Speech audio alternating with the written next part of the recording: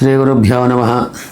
అందరికీ నమస్కారం. దైవబలం రాధాకృష్ణ ఛానల్ ప్రేక్షకులకు స్వాగతం. సెప్టెంబర్ నెల మాస ఫలితాలు. ఈ నెల ఈ రాసుల వారికి అనగా వృషభం, సింహం, తుల, ధనుసు, కుంభరాశుల వారికి విపరీతమైన ధనయోగం కలదు.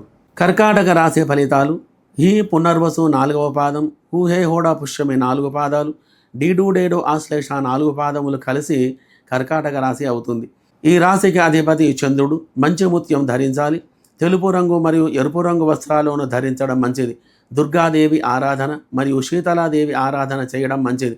2, 3, 5, 7, 9, 10, 15, 22, 26 ఈ తేదీలు వీరికి మంచి అదృష్టాన్ని కలిగిస్తాయి. ఈ మాసం మొదటి వారంలో అత్యంత లాభదాయకంగా ఉంటుంది. చంద్రగ్రహం వలన మనోధైర్యం కలిగి ఉంటారు. గురుగ్రహం వలన ధనరాబడి ఎక్కువగా ఉంటుంది. ఇష్టమైన వస్తువులు కొనుగోలు చేయగలరు. సంతాన సౌఖ్యం మరియు సువర్ణ లాభం కలగగలదు. దాంపత్య సుఖం ఇత్యాది శుభ ఫలితాలు ఎక్కువగా కలిగి ఉంటాయి. శని వలన జీవన విధానంలో మార్పులు కలుగజేస్తాడు. ఆరోగ్యం బాగుగా ఉంటుంది. అతి భయంకరమైన దృష్టి నుండి బయటపడేస్తాడు.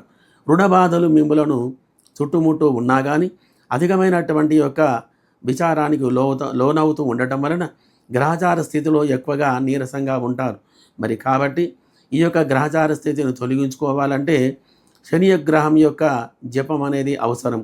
మరియు వివాహ సంబంధంలో అనుకూలమైనటువంటి ఫలితాలు కలిగి ఉంటాయి.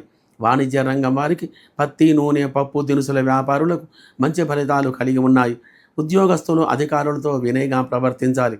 సినీ రాజకీయ రంగం వారికి అవకాశాలు ఎక్కువగా వస్తాయి. అన్ని కుల వృత్తుల వారికి ప్రోత్సాహకరంగా ఉంటుంది. మరియు ఉన్నతమైనటువంటి చదువులకై విదేశాలు వెళ్ళే వారికి ఆ యొక్క వ్యవహారంలో అనుకూలమైన ఫలితాలు కలగగలవు.